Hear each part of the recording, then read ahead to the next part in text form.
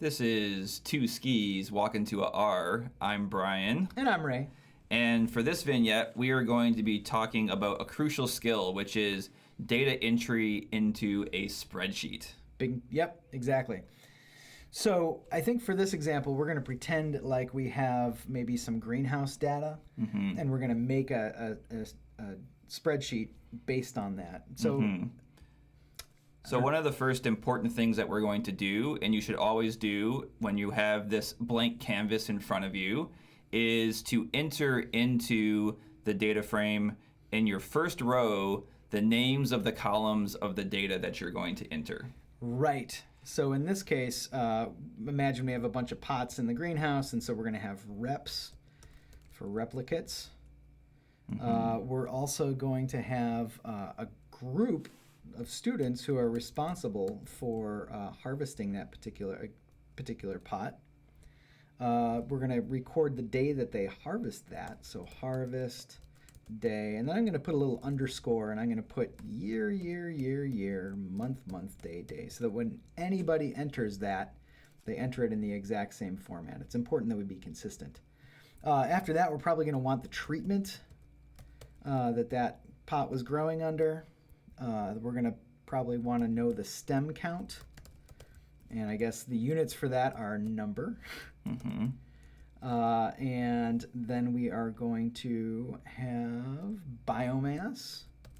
And the units for that are probably grams. And then we'll include a column for any comments that anybody needs to enter. So that if, say, a pot was looking funny or you noticed a bunch of fungus on the surface, you can enter that comment. So if we get a funny value, we may know why that funny value came up. And so we're going to suggest that you work along with us. We're going to use this example data set that we are amassing right now for future vignettes as well. Yes. So we're going to go through here. And you'll notice when Ray was entering the column names that there is very consistent formatting. When we have a single word, as we represented this here with our replicate, he has lowercase r, lowercase e, and lowercase p. When we are going to be going to an example of harvest day, we have two words. And you can use any formatting you like, but we would suggest being consistent and staying that way. It'll help to minimize your typos. Yep. But here we have harvest, and then the next letter is D for a capital D with no spaces. R does not like spaces. So we are going to try to put no spaces in our column naming. And then whenever we have a unit, we do this little underscore, which R recognizes, and then we also give the unit afterwards. So staying with this consistent naming scheme will save you lots of headaches in the long run. Yep, big time. So let's see, and one other nice thing that you can do, because we're not going to enter a ton of data here, but if you did enter a ton of data, you usually want to freeze that first row, because then as you scroll down, that row stays up there, which is a good idea. Okay, so let's say we have rep 1, and it was harvested by group A, and the date for that harvest was 2018, month 06, day 15, and the treatment was... Let's go with control. Control, okay, good. Control. Stem count was 5, and the biomass was 2.4 grams. That's pretty big. And no comment, so should I enter an NA? I would enter NA. So This is where NAs are very useful. My general philosophy is that when you have a set of rows and columns, I don't leave any blank cells. If it would be blank and there's no data there, I just enter an NA to fully round out. Because sometimes if you leave a blank cell, you might ask yourself, oh, did I forget to put a value in? Did I make a mistake? At least here you're physically putting in a value, which R will recognize as don't worry about it, it doesn't exist. Yep. I'm going to change this to student group, just so it's a little less ambiguous. Okay, great, but that's not important. So now let's crank through and make some more data. So this is going to be rep 2. This was harvested by group H, just making stuff up. Same harvest day, 06/15. This was also a control. Stem count for this one was 4. Biomass was 1.34 and no comment. Rep 3, this was harvested by student group B. Their date was 2018, June 15th. This was also a control. Stem count for this one was 6, and the biomass was 3.05. And they noticed some fungus growing on surface of pot. Okay. And then we've got a few treatments. So we're going to have Rep 1. This was harvested by Group C. Their harvest date was 2018, 06, 15. And what was the treatment? Nitrogen fertilizer. Okay. Nitrogen fert. And stem count was 3, and the biomass was 1.7, and no comment. And let's just crank through this. This was D. This was 2018, 06, 15. Nitrogen fert. Stem count was 5. But Ray, we are missing the biomass data. Oh. The biomass monsters must have stolen this this little sleeve of our biomass, and terrible. It is just missing. I don't know what we're supposed to do. First of all, I told you, so I'm sorry, Ray. Okay. We're missing this data, but it seems to be gone. Okay. All right. I'll enter that as an NA and then a comment with a sad face. Okay.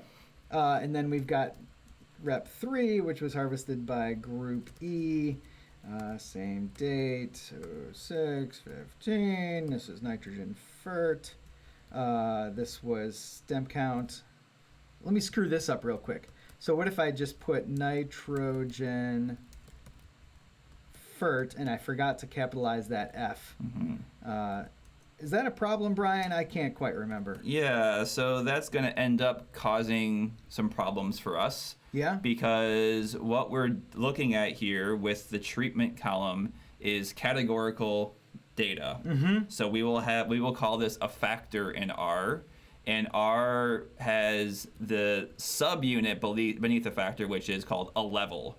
So control would be one level, Okay. and nitrogen fert would be another level. Okay. But R is finicky. Okay. If you have a different spelling of the word that we use for a factor, then it's going to recognize that as its completely own new level. Oh my when we gosh. know that that's not the case here. Yeah, I blew this up, right? I put a capital C, and R is fussy about capitals versus not, so that's going to be two different levels. This is going to be a different level. The fact that this is a capital F and this is a lowercase f is going to make these different levels.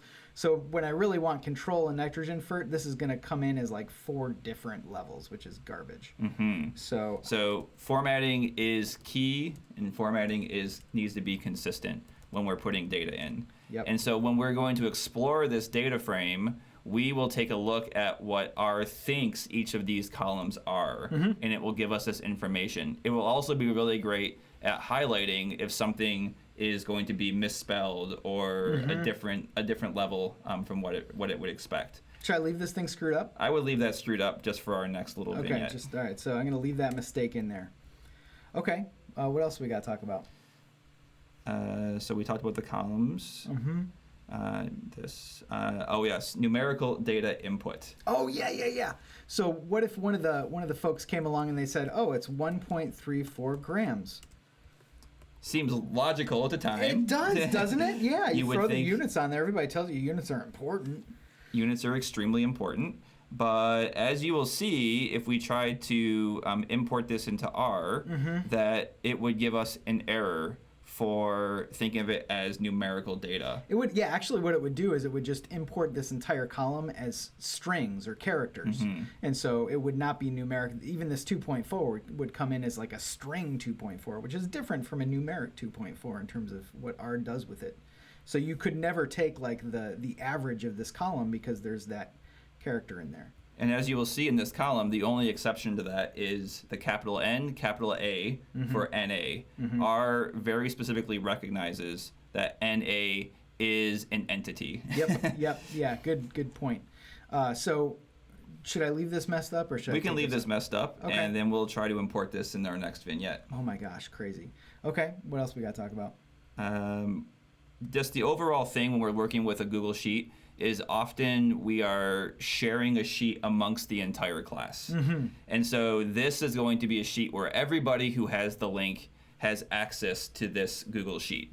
And one of the things that you have to always be aware of is when you are deleting information in the spreadsheet, you're deleting it for every single person who has the link. Ooh, that's some power. So we want to just make sure that when we're entering data, we're doing it correctly, and that we're not going rogue and starting to change the formatting or to copy paste and move things around, because that could screw up the data set for an entire class potentially. Yeah, don't go rogue. We just want to make sure that we're being conscientious when we're using our sheets in Google Sheets. And not rogue. And Good. not rogue. We good? We covered it all? I think we're good. Then let's stop recording.